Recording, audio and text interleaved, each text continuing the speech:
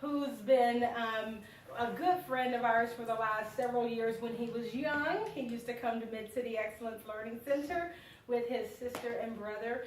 And, over the last few years, he has been here worshiping with us and visiting with us and going all the way around the world and the community with his tuba. Yes, ma'am. Tuba. And today he's just going to share a little bit about his life. So right now, let's give a warm welcome to Private Izaya Wittler. Private Wittler, welcome. Thank you. Well, we are so glad to have you here. So tell us in just 3 words, who are you? Who is Izaya? In 3 words. Give us some adjectives. Tell us. Adjectives. Yes, like, are you quiet? Are you vivacious? Are you hard? What? Motivated. Athletic. Life-loving. Awesome. So right now, you graduated last year. Tell us about the school that you went to and the community you lived in. I went to Savannah High School. Not very racially diverse, but it was a great school for me. They are high with, how do I explain it? They see grades as any other school would be as very important, so I came from a school that had high testing score averages. Wow, so it was challenging, huh? Yeah, they pushed me very far, teachers pushed me very far, and I got to graduate high school as an honors graduate. Wonderful, So, wonderful.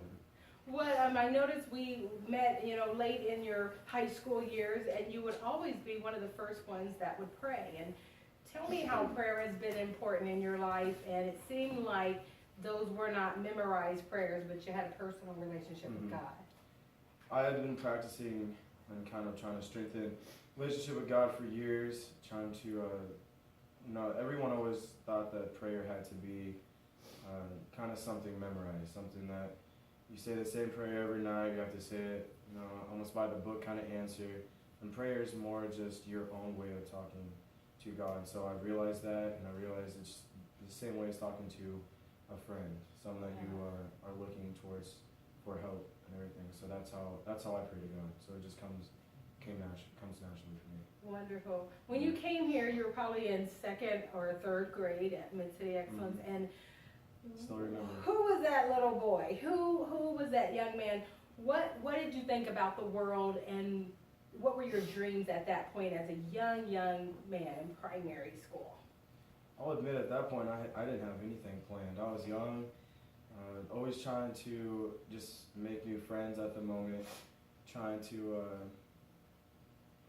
be a good kid for mom and dad, though I wasn't most of the time. So I still have a few memories from the Mid-City program that we went to, like taking naps, snack times, going into the room and playing Sonic the Hedgehog on the computer, Wow. stuff like that. So. Now, you were adopted at an early age.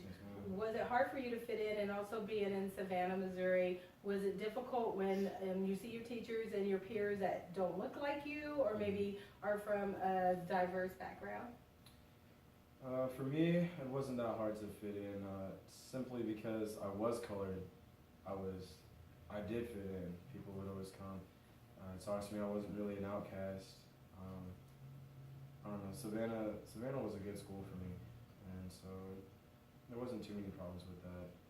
But do you think the fact that your parents and your adopted brothers and sisters welcomed you so much that gave you a good foundation? it did. There was nothing. There was no problems with any kind of race or being different at all. It was very welcome. It really probably comes from the home too, doesn't it? That's awesome. So what was the turning point in your journey as you enter, like a lot of teens in teen church and at Mid-City, when they get to those teen years, they have some rebellion where they know what the good book says, and they hear it in Sunday school or they hear it from their teachers. But did you have any challenges or any tests where you thought, I'm not sure if I want to fit into this box of being a model, resident in the community and a role model? So tell us about some of the struggles that you remember early on. I had a lot of problems as a kid, a lot of personal problems, and especially my early teens, even needing to be sent away for some, what would you call it? bit more discipline at the early ages. And so my third year of going to summer church camp, I was 14 years old. This was my biggest turning point when I finally heard a message at one of the Sunday night services, and finally heard the message of, God was finally talking to me. Wow. And other years had always been just worried about girls, worried about friends, taking, Sunday nights and the weekly night devotions that we always had at nighttime. I was always take those as a joke, and then just that age of 14, he finally spoke to me, and that was the biggest turning point. I always remember the same night, he was sitting next to me, what I felt. So I've always kept that with me, so that was my turning point. Wow. Now, you went to school with a lot of people who probably made choices to continue and to be their own, captain of their ship and not acknowledge God or listen to their parents. How did it turn out for them? Did you have some that didn't make that decision, and kind of, what were their lives like? One of my good friends actually is still struggling with that. I went to see him before boot camp and after boot camp, and just in that 3-month period, I could already see that he's still worsening, actually, going down a bad path. And so I'm still going to be there for him, but I've always tried to take him to church, things like that. He's never been of much interest, but I definitely still plan to help him out with whatever he needs, even though he may not want to make that decision right now. So, but he's still a good friend of mine, and there's a bunch of other people I've graduated with. You can see on social media, they're going down a crazy road too. But I would just advise for them, think a little more what you're going to do. Don't be the generation of people that all the older adults are saying that we're turning out to be, which is bad. So there was a catchy phrase with a program years ago, and it's just say no. Is it that easy just to say no to drugs, to alcohol? These days it's really not anymore. There's always been drugs, there's always been that temptation no matter what age you are, but these days I'm telling you it's getting harder and harder because more and more are doing it and keeping it secret. Even parents really may not know that much of how much their kids are doing it because they're trying to hide it, and it's a big thing now. It's a big problem, especially in colleges and all that, what I've seen myself. So tell us about the pressure. Last night we had a man that just took his life, and at one of the high schools, this is probably the third one in the last year or so. So what do you have to say to those teens that are still struggling and think it will never get better, and no matter how hard I try or what I do, what do you have to say to them? First off, life is very hard, and it's hard to deal with problems on your own, but it makes it even harder for others whenever you do decide to take your life. And so what you need to do is, look for, God is the answer, but if you're not so sure you want to go that path, or that you feel right to have a relationship right now, you look for your close peers and talk with them as best as you can. Life is a journey, and it's up to you kind of how you play it. You go through hard work, you go through schooling, you go through everything you need to do to set yourself up in life, and it makes it better than trying to take the easy way out or things like that. So I was just, in my opinion, I would advise keeping yourself occupied with good habits, keeping yourself occupied with around good people, and so you're not influenced to do anything wrong, and staying out of trouble, because with trouble comes a hard life. It's where you want to do something such as end that life.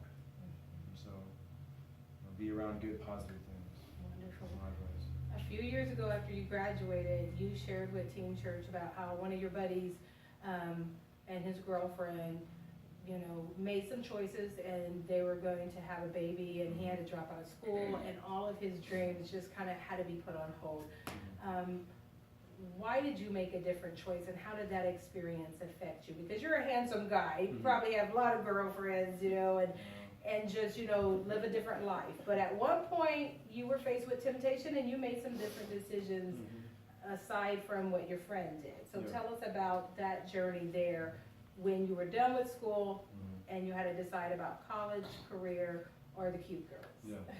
To be honest, I've had my own scares. I've had my own problems with the whole, focusing on girls, and that's what it's all about, being with friends, going to parties.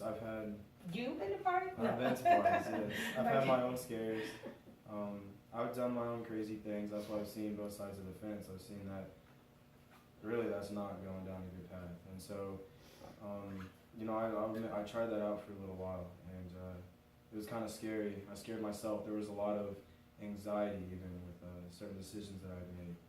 And so I didn't want to feel that anxiety anymore. I didn't want to be scared. And so I dropped all that. I dropped all of it and kind of I did decide that I need to stray away from that. And the biggest thing was the Marine Corps and doing that. Mm-hmm. I was told Marine Corps, kind of out of any other branch, is kind of the most disciplined. Wow. And so I decided to do something different. Let's talk about the Marine Corps. How did you get there? And after you got there, you had your own tests and trials, even doing positive things. And there was times you could quit and say, I don't want to do this. I don't want to listen to these orders. So tell us about the struggles after you made the commitment to excellence and towards fulfilling this goal. I had went and looked into other branches to see what they offered. And there are different branches that have different benefits. Their boot camp is different length of time. There's a lot of different things that come into play of deciding which branch you want to go to if you do want to join the military. And there were a few things that the Marine Corps brought to my attention. There's uniforms. I like the uniforms. You look pretty sharp today. Marine Corps, they always say the sharpest look. Boot camp is the longest. A lot of people don't want to do Marine Corps because 6 weeks, 7 there's weeks? 13 weeks. 13 weeks. Yes, ma'am. Wow. And I've always been intrigued with physical fitness, and so the Marine Corps really appealed to me with being fit constantly. Even whenever you're done with boot camp, you're always needing to stay in shape. That's a requirement. That's a good feeling, isn't Requirement, yes. And the discipline, the knowledge that the Marine Corps has. We went to so many classes at boot camp for knowledge of the Marine Corps and having to take tests and test over it, and all the history. I like stuff like that. I like to be able to take pride, know exactly the organization I'm in, and being able to do that. And so, through all those things, I didn't know boot camp was going to be as hard as it was. It did go by fairly fast now that I'm out, but during boot camp, it was more mentally challenging than physically. It is a physical challenge, but your mind will quit before your body does. So you need to, if you are looking into the military at all, the biggest thing is being mentally fit, mentally ready. I had my own rack mate and my peers around me that are now Marines, and we were positive influences on each other every day and pushed each other. And so boot camp was hard. It was hard. It was a good experience, but what kept me through was even church on Sundays. We all attended church. Some went just to get away from the drill instructors. Me and my rack mate, ourselves, we went to try to keep that relationship with God, honestly. We had a few good moments ourselves. We prayed with each other as much as we could, and we kept a positive outlook on everything that was going on. So we made it. That's awesome. Let's give him a hand for that. I'm so proud of you. Tell us about the Crucible. Is that what it's called? I heard Crucible. Yes. I just saw some stuff on Facebook, and your mom was like, "Please pray. It's a make or break time." And I think we all get to that time, whether it's we have some youth that are trying to stop doing drugs, or trying to stop cussing out their parents, or fighting, or whatever that delinquent behavior is as a youth or as an adult, because we have to discipline ourselves as adults. And some people walk away and say, I'm not going to smoke anymore. My dad had lung cancer, whatever. So you're in this crucible, and it's a make or break. Tell us what you said. It's more of a mind thing than a physical thing. And we talk in scripture about fighting the good fight of faith, because if you can believe it, you can probably achieve it. If you start getting down on yourself, you're probably not going to make it. What's the crucible? What kept you focused and brought you out on the other side? The Crucible, it's a place, the Thursday 2 Thursdays before graduation. It was the week before graduation. Your parents are already on their way. Kind of. They already got their tickets, boy. And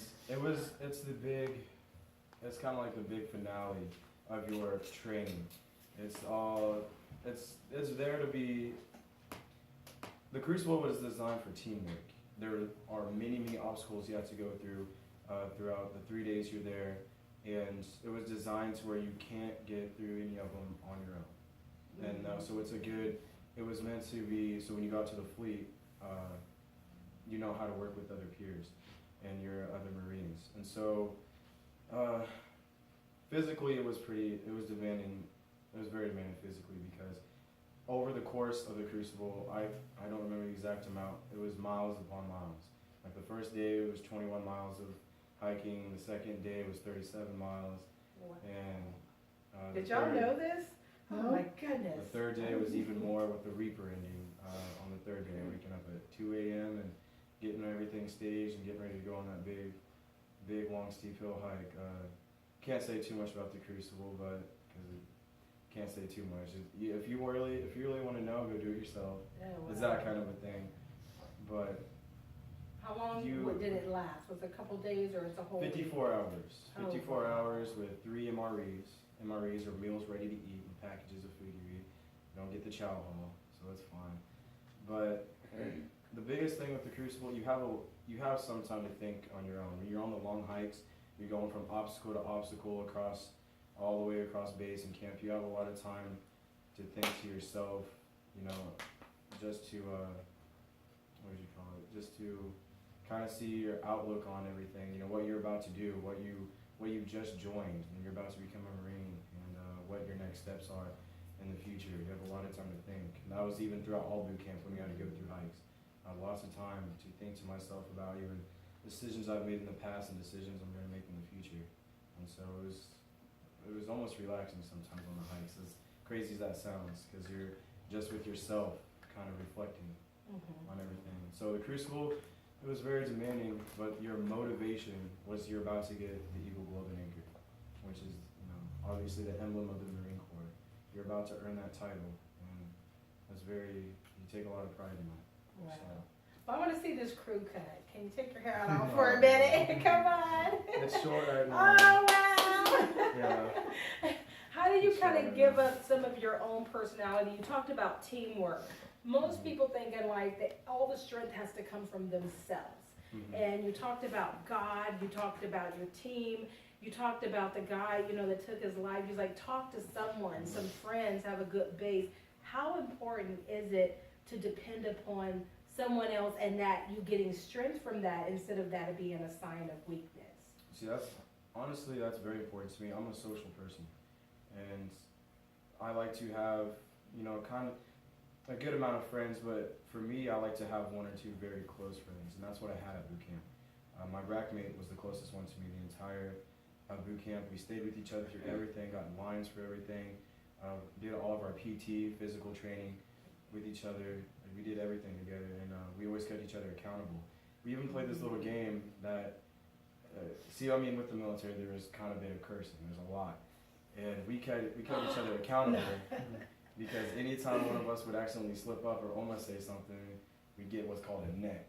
We slap each other on the neck. It was kind of a fun game, but we got to where we really weren't even cussing that much. You just had that discipline after a while. So, he was there for me through everything. I had a lot of problems going through boot camp, a lot of reflections, and he was there for me to talk to. I was there for him to talk to, and I wouldn't have been able to do it without him, honestly. I told him that if he were to got dropped, anything would have happened to him. It wouldn't have been the same the rest of boot camp. Wow. So having someone like that is very important. Outside of boot camp, you're in life. You need to have that person you can trust. I trusted him with everything, and we were only together for 3 months. Wow, that's incredible. Now you talked about the alone time where you were on that last hill, that last mountain, and reflection. Sometimes we are so surrounded by TV, by media, by noise, by other people. Do you think we don't give ourselves enough time to reflect and kind of hear what's going on with us and who we are and self-discipline. I haven't had time like that in a long time to reflect on myself. I'm a phone person. I'm always on my phone. Really? Yeah, always on my phone, Yes. doing other things, keeping myself busy with social media, and obviously going to boot camp, not having your phone for 3 months. Wow. There was lots of time to reflect. Anybody could do that for 3 months? That's like our lives, like lots of reflection. There was, and so I actually really liked. Honestly, I really liked not having my phone. It was weird at first. Some of us would be reaching in our pockets because we felt like we felt the vibration. We really, Wow. it was a habit. We're wired like that, aren't we? Sometimes it can become too much of a dependency. Exactly. But I was thankful for that. I had a lot of time to reflect. I answered a lot of questions about myself, how to, different things like that. So it was very good for me not to have my phone. Yeah. Well, my mother rests in heaven now. She's up there directing the heavenly choir. She told me you'll never really appreciate your parents until you move out, get on your own, and then you really understand the sacrifices that they made. How has this made you kind of look at your family support and your parents differently? I learned that probably the third week. And happy Mother's Day, all the mothers that are watching. But sometimes we don't appreciate our parents because their perspective is different. So tell us how it changed you. Probably the third week into boot camp is when I really realized that we couldn't receive letters or write letters within the first 3 weeks. So that was new for me because I've never been apart socially from anyone that long. And I think, and once I got to that third week and I got their letter, it was a good feeling. I never felt anything like that. And we were all joking with each other, me and the other recruits at the time, about, we never knew we cared about that much for our parents until boot camp. And so I came to appreciate them a lot for what they had done. My dad was working hard back here at home, trying to get transcripts, college transcripts for me to send back to boot camp. And I have to deal with my whole phone bill thing because there was a mess up there. Wow. And, my mom sending me all kinds of good care packages, so they were very supportive. And But there's some guys not getting anything. there were some people not getting anything. Their parents couldn't even make it to graduation. So Wow. there's lots of walks of life where you're not, But we all let them in though. Some of them came with our families and they got to walk with us for graduation, and they were fed well too. So it was all fine. But the biggest thing through boot camp was the letters. That was the biggest support. Wow. Letters were like gold at boot camp. We were all, anytime they said, all right, we got a big bag of mail, passing it out tonight, everyone would run up, couldn't wait to get letters. Wow. So, Well, you just don't know how good you have it till it's gone, huh? And so that's awesome. I told them that. I wrote them that in letters, that I straight up told them I didn't realize, everything you do for me, and I was very thankful for them. So I let them know Awesome. that. So who's the man behind the suit now? What are your plans? Are you going to be a lifer? There's a lot of benefits. What are your long-term goals, and how will you make your mark on this world and this nation? Well, No pressure, but no, where are we going from here? I've thought about that myself. There are lots of,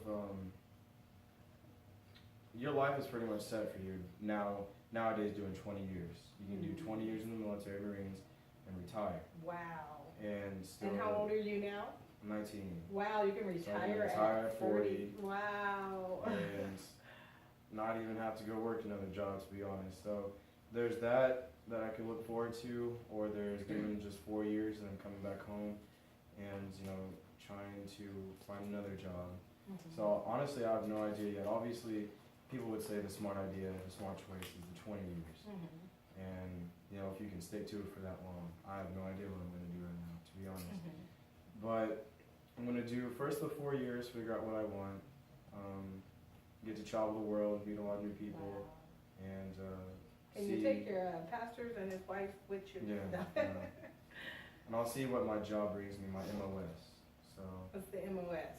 combat engineering construction. Oh, wow. And That's so awesome. my first plan was to do that for 4 years, come out and try to sign with some kind of construction firm, join with someone as far as that, and carry on from there. Maybe even look for a wife. Wow. Okay, ladies, you're hearing that out there. So, I don't know yet. Our number is 8. No. No. You know that, but you have a foundation. That's the wonderful thing. You finished high school. This is your springboard, and you are still advancing yourself. And we are just so proud of you. Let's just give Private Isaiah a hand right now for the choices, for the prayers being answered. I know grandmas and moms have prayed many years, and so we just are so proud of you.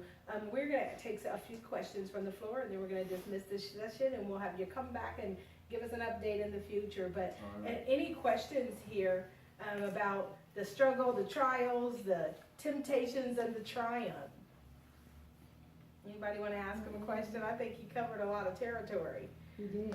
Well, we may have some of you that are interested in learning more about the military, and we would, I have a brother-in-law who's a major in the Army, and my father did good time in there, and that was a good springboard for our family. And 7 kids, we received medical care for many years because of that sacrifice. And so this is a great time. You're going to take it a few years at a time.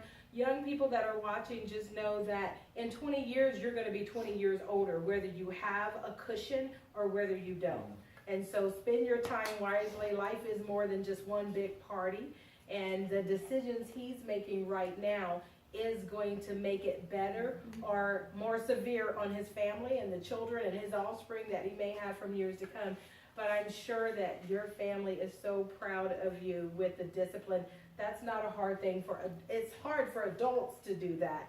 And so, but I'm glad he made that choice, because everyone does have a choice, and it's never too late to redirect. In closing, would you like to share any last minute words for those that are still in the middle? We have Ariana, who's graduating in a week, and we have some people that are graduating from 8th grade. And so do you have any closing words as they're trying to decide how to use their time and honor God?